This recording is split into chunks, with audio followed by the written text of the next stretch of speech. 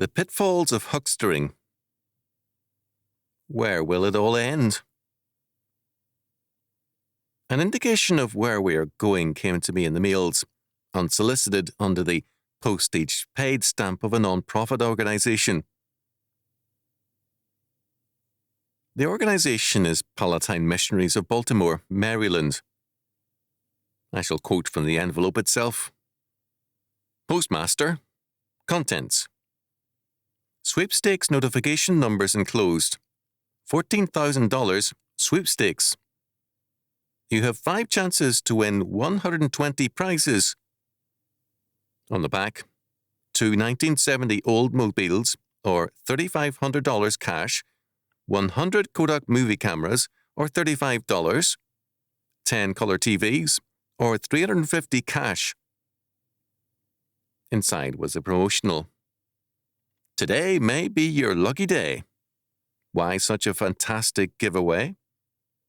Because a group of supporters of the Palatine Missions got together and came up with the bright idea of donating all the prizes, tax deductible of course, Gary North, God bless them, and just think you may be a winner.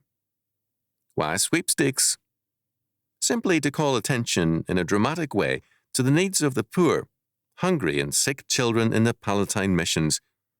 Mail me your contribution today. A person with a heart full of love has always something to give, especially to help children. Just as loving never empties the heart, giving never empties the purse.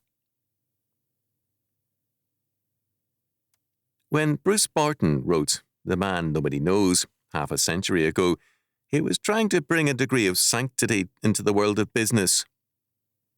He was trying to prove, however ludicrously, that Jesus was a successful organizer, and he was worth imitating, even if a man were in business.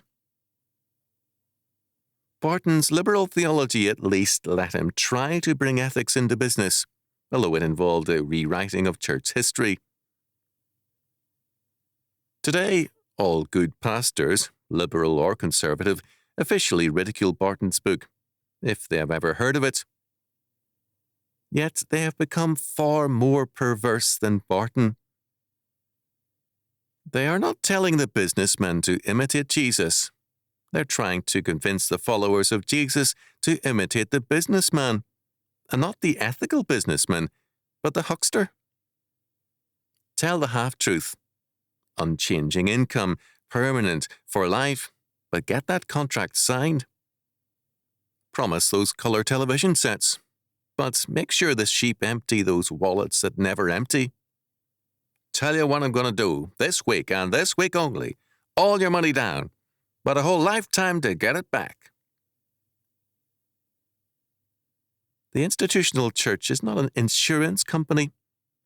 It's not a raffle service. It's not a place for bingo, even Protestant bingo. It is a house of prayer.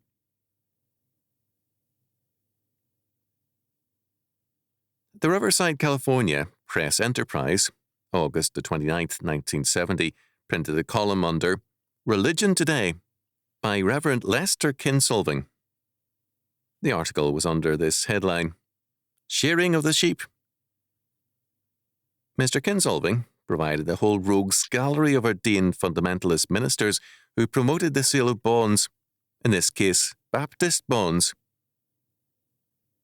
The church bond market today is a $500 million market.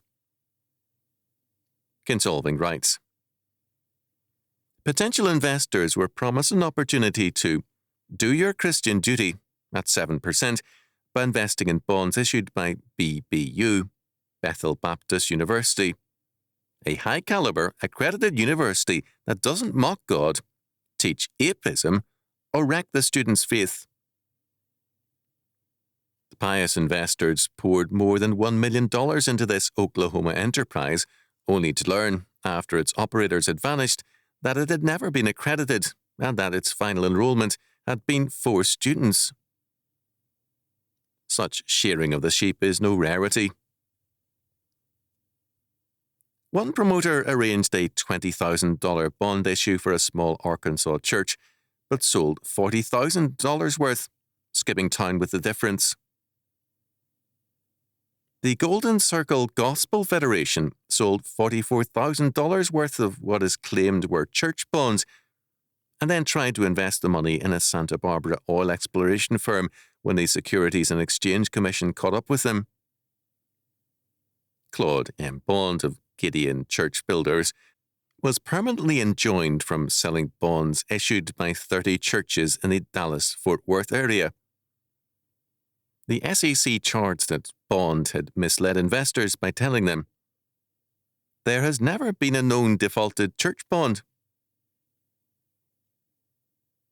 Not only investors, but many state and municipal governments have proven exceptionally naive about such practices.